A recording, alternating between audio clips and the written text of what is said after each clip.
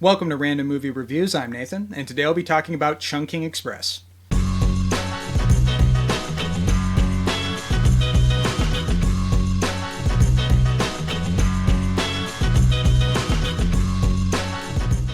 So the last video I did for this channel was a review of John Woo's Hard Boiled, starring Chow Yun-fat and Tony Leung.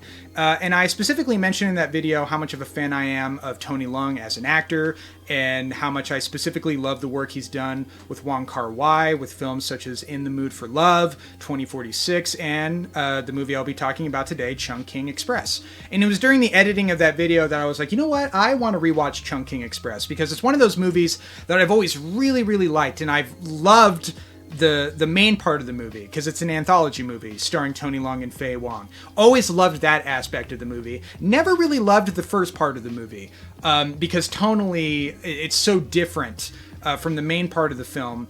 And I always felt it was kind of unnecessary. But it wasn't until my latest rewatch that I was like, I finally understand that story a little bit more. It finally connected with me in a way that I never really had before. And now I just love the entire experience of Chungking Express as a whole in a way that I never had before. And it just, it made me, it's one of those movies that I always appreciate more and more as I rewatch it. Now I can very firmly say I absolutely love this movie for so many different reasons, which I'll get into.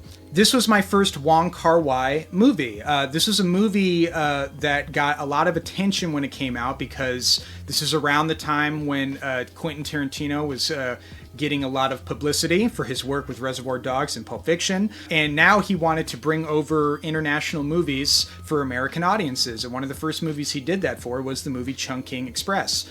Hello, and welcome to Wong Kar-wai's Chungking Express. And that's why this movie ended up having such a strong cult following in the United States as a result of Quentin Tarantino for making it so accessible. And so that's why I ended up watching the movie, because I was a huge Quentin Tarantino fanboy, and I, discovered all these other movies that he was a massive fan of, that he was bringing a lot of attention to. And now it's streaming for free on HBO Max. So for anyone who hasn't seen it and is interested, that's the perfect place to watch it, which is where I rewatched it for my most recent viewing. So like I mentioned, the movie is technically an anthology film that centers around two different cops. The first cop being played by Takashi Kaneshiro, and the second cop being played by Tony Leung.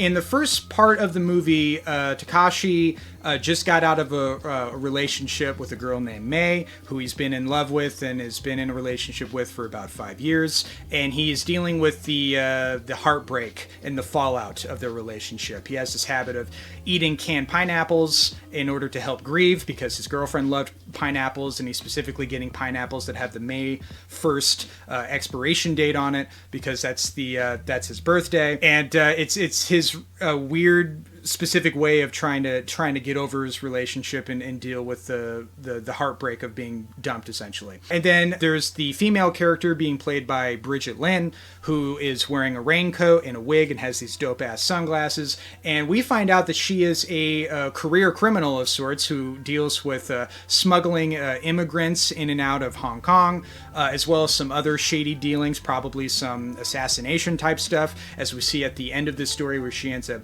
shooting one of the bartenders for reasons that isn't specifically said in the movie, and I still don't fully understand what's going on there. But it's one of the weird little quirks of this movie that makes me want to revisit it as often as I do, which is every couple of years. They end up meeting each other in that bar. He's, trying to talk to her, he's kind of hitting on her, and he's looking for a companion to help, deal with his sorrows, and she's looking to be really left alone. But they end up drinking a lot, and she ends up getting really tired and needs a place to pass out, so they end up going to a hotel together. But nothing, romantic or sexual happens of any nature. She ends up passing out, and he ends up staying up all night, eating some food, watching some TV, and, dealing with his thoughts of, being dumped and all of this stuff. He ends up leaving early in the morning after, taking off her shoes and, tucking her in and being a gentleman about it, and ends up, jogging in the rain, as he mentioned earlier in the movie, that he's jogging to get rid of his body's excess water so he doesn't cry as much, and to help deal with the inner turmoil of a young man with his first true heartbreak of his life. It sucks. We've all been there. And then he ends up getting a message from his beeper, who he hopes is his girlfriend May, but ends up being the woman that he met earlier. And it was a simple little message that says, "Happy birthday," because he talked about how his birthday is the next day. And just that little message, just that little act of kindness makes him feel a lot better and gives him some new confidence. And he ends up going to this takeout restaurant, which the majority of the movie will be taking place in the second half of the film, where he almost runs into Faye, who's going to be the main character in the second story of the movie. And he specifically mentions that he was just a few seconds away from having an encounter with her, but he missed his opportunity, and she would end up falling in love with another police officer, which is played by Tony Leung. And that's the majority of this movie, is the interesting, very strange, but very endearing and sweet will they, won't they relationship of Faye. And I'm going to call him Tony because in the movie he's referred to as Cop 663. And it was at this point when I was first watching the movie that I was starting to get invested. That first part of the movie, when I first watched the movie, I was a little confused on what was going on. I wasn't super invested in the characters. And then when his story ends and then Tony Leung and Faye, they start interacting, just from that first scene where she's blasting California Dreamin', he's trying to talk to her, the music's too loud, they have the sweet little interaction about, what they like and don't like, and he wants a chef salad. And I was like, my ears perked up when I first saw them together. I was like, ooh, there's a chemistry here that is really, really strong. And I'm fully invested now. And that was the moment that the movie really, really got me. We find out that Tony is in a relationship with an airline stewardess. And there's so many great little scenes, and I'll get into how this movie was made because that's a big factor in terms of why this movie looks the way it does and feels the way it does. There's a very specific reason as to why, which I'll get into.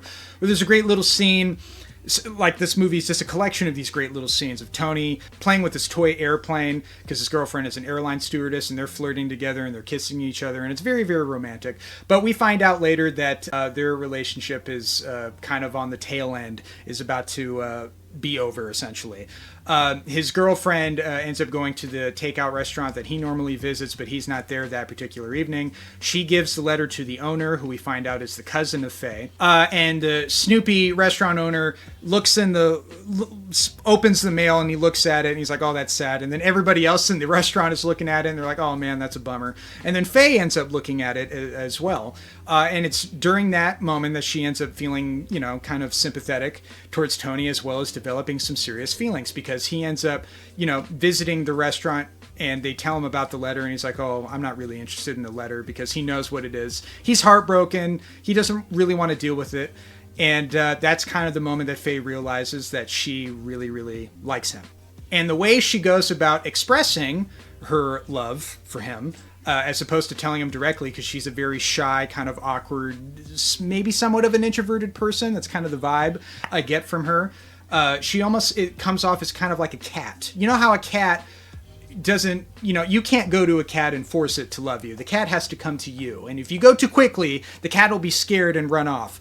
That's exactly how Faye Wong is in this movie. And by the way, she is the most adorable woman that's ever lived in the history of mankind. I am absolutely in love with Faye Wong. Her performance in this movie is so goddamn adorable that I end up laughing like giddy to myself because of how cute she is in this movie and how endearing her character is. And it's a big reason why I think this movie is so unique and awesome, is because of her performance. It's one of my favorite performances in a movie ever, I think. Her way of expressing her feelings to Tony is sneaking into his apartment while he's out working and cleaning up his apartment and redecorating and doing all these nice little things for him to make him feel better and stuff like that, but in a really subtle way, in a way that he doesn't even notice at first because he's so in his head about dealing with heartbreak, similar to the first cop we saw in the first story. And that goes into probably my favorite scene in the movie, which is the scene where, he talks about his relationship with the airline stewardess, and how they used to play games in his apartment, and she'd used to hide and try to jump out and scare him. And so, kind of a way of dealing with the grief of the breakup, he goes to his closet knowing that nobody's in there, and he's like, are you in there? I'm going to count to 3, and, I'll get you if you're in there. And he just does this to himself to make him feel better, and then he kind of walks off, and then the door mysteriously opens, and it's Faye! Faye is hiding in there like the scaredy cat that she is. And she's running around the apartment because he thinks there's somebody in there, but maybe he doesn't. Maybe he's in his own head about it. We don't really know. But there's that great scene where he's just like, all right, no one's in my apartment. I'm dealing with heartbreak. My girlfriend's not here. She's not coming back. Off to work I go, and he goes on the little escalator right outside of his window, and Faye's messing with him, going, hello? And he's like, he turns his head and she's hiding all giddy and stuff like that. It's so weird and funny and cute. And that's why I end up loving so much about this movie. There's one very pivotal scene where his apartment accidentally floods, and we don't know what the source of this is. We don't know if Faye accidentally left the water on or if he accidentally left the water on, but his apartment is kind of flooded and he's kind of cleaning it up. And then he goes to the door because he hears someone outside of the door, and it's Faye, and she's startled because she bought him some new pet goldfish. She didn't know that he was home. And that goes into a really adorable scene where she gives him the goldfish and tries to run away, but she can't because mysteriously there's been a cramp in her leg. He invites her into the apartment, and he's kind of rubbing out the cramp in her leg. Not in a sexual way, but in a very cutesy way that shows that he's affectionate and that he likes her. That interaction kind of helps him get over the turmoil that he's dealing with his past relationship, and so he ends up boxing up his ex's stuff and is ready to move on and asks Faye on a date if she's interested. And she's really embarrassed about being caught in the apartment and all that stuff, and she doesn't really know how to react to it. And she's mentioned earlier in the movie that she has interests in going to California, and coincidentally enough, wanting to be an airline stewardess or being interested in that. I don't know if that's directly related because Tony's past relationship was also with an airline stewardess. Once again, this movie leaves a lot to interpretation, and there's a reason for that, which I'll get into. But he gives her an open invitation saying, like, look, if you're interested in going on a date with me, I'm going to be at the California bar at 8 o'clock, and if you're interested, you should meet me there for a drink. Unfortunately, she does not show up. Instead, her cousin shows up, the owner of the restaurant, and gives him a letter that he doesn't open up because he's already been through enough, okay, with all these goddamn heartbreak letters. And so he ends up throwing it away, but then he ends up getting it back after it's been soaked up in the rain, and he goes to this gas station where previously he has a run-in with his ex-girlfriend. She ends up leaving with another guy on a bike, but he's not heartbroken about it. He's kind of smiling on his face a little bit because clearly he's thinking about Faye. So he tries to read the letter, but it was already soaked in rain, and so he puts it in this little hot dog machine and lets it dry, and we find out that it's a boarding pass. You can't quite see all the information on it because it's blurred because of all the rain and the ink and stuff like that, but it's dated 1 year later. And so a year eventually passes by, and we find out that Faye was at the bar about an hour earlier to think about whether or not she wants to meet him or whether or not she wants to kind of follow her dream of going to California, which she does mention earlier in the movie. Anyway, a year passes, and she ends up showing up, and one of my other favorite scenes in the movie is the look on his face when she shows up. He's like, am I seriously looking at you? Because I think he assumed that she would never show up again. And we find out that her trip in California, and some very quick dialogue, wasn't really that great. She's like, it's not that big of a deal. My theory about that is because she was thinking about him the whole time. And there's that great little moment where he turns around to turn down the music, and she's like looking at her hair and making sure her outfit looks nice because clearly she still really, really likes him. And then he finally confronts her about the boarding pass and is like, hey, can you explain this to me? It's like, what's this boarding pass? I couldn't tell where it was going. It's dated 1 year, which is today. And she's like, I don't know, but I can write you another one. So she takes out another napkin and starts writing another boarding pass. Looks at him with those gorgeous eyes of hers and is like, where do you want to go? And he says, wherever you want to take me. And then the movie ends on that very, very ambiguous note. And there are a lot of theories that I've read on Reddit, which I'm going to talk about what the ending to this movie means and how it can be interpreted. But that is Chungking Express. It's a very, very unique, one-of-a-kind romantic film that's kind of comedic, that's kind of sad, that's kind of optimistic and hopeful. Has a lot of melancholy in the first half, and then it's contrasted with a lot of charm in the second half of the movie, which is probably why I prefer the second half of the film overall. But now I love the whole movie. because of just how unique, and there's not really that many other movies like it. And the making of this movie was quite unique because Wong Kar-wai was in the middle of editing his movie Ashes of Time, which is a film that I still have not seen yet, that Tony Leung is also in. But the editing process was going on for so long, and he had a lot of downtime, and he was just like, you know what, I kind of want to get out of my head here. I don't want to think about this movie that I'm doing right now. I want to do something else, and he wants to do this quick little, almost exercise in artistic expression by making Chungking Express, by getting these actors together, filming it guerrilla style, not having permits, and making up the story as each shooting day went along. Basically, we make this film just like the student films. We don't have time to set up like big setup. We just should just like, at that point, we call ourselves CNN.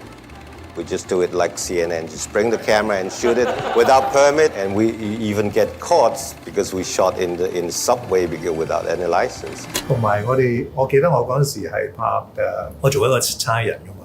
咁咧，你嗰啲制服咧，你要攞咗 permit 先可以喺個街度行。咁我哋嗰陣時冇攞 permit，所以一見到警察咧，我哋就要揾大褸遮住。So every day is like planning a robbery. He didn't know what the story was. He kind of just randomly discovered it as he was shooting the movie and interacting with the actors and getting ideas from them and just coming with it as, you know, as it goes along, just the natural artistic process. And what we get is essentially the greatest student film ever made. That's kind of the feel of this movie. A student film that is expertly crafted is kind of the overall vibe of this film. And that's why the movie might have these weird little moments that might feel kind of random, because they were random. They kind of were spontaneous, and Wong Kar-wai just throws that into the movie, and he does so with this very unique, daring, and visually striking style, with the use of shutter speed and his use of lights and playing this certain pop songs over and over again. It's very dreamlike. It's very just ethereal almost, and it also has kind of like a really kinetic type of pace to it as well. This movie moves. There's always things happening. There's always something to look into or latch onto visually or thematically, because, you know, there's also an actual story happening along here. So that's why the movie has this kind of like spontaneous feel. It's because that's how it was made. As far as the ending goes, I went on Reddit, which I do a lot with movies that have ambiguous endings, because I always love hearing different interpretations and theories and stuff like that. And I saw one that really stood out to me, and this person responded in a way that I think sums up the movie in a beautiful way. So I'm going to read the post, and I'm going to read the response to the post that I think sums up my feelings on the movie. Hey, I just watched Chungking Express, and I have a question about the ending. It may be repetitive, so I'm sorry in advance. Regarding the message that Faye left for the officer, what was it about? I didn't get it. Was it the date she would return to the cafe for their date, or was it for him to travel? And after that, what was the meaning of the new ticket or message? It wouldn't change anything. He will stay in his shop, and she is going to travel around the world. And here's the response. I think you're kind of looking at it from the wrong angle, taking it too literally. It doesn't really matter what's on the boarding pass. It could be her contact information in Hong Kong. It could be an open declaration of love. What's important is what it means in the story, which is hope. Love doesn't usually work out in Wong Kar-wai movies. On the rare occasions when two people happen to be in love with each other at the same time, there's always something in the way. Hopeless love is the norm. So ending Chungking Express on a note of hope is important. Sure, they could end up in another doomed long-distance relationship like he had with the last stewardess, but maybe not. He could always sell the shop. She could always switch jobs. There's a chance. And at least in Wong Kar-wai's filmography, that's rare.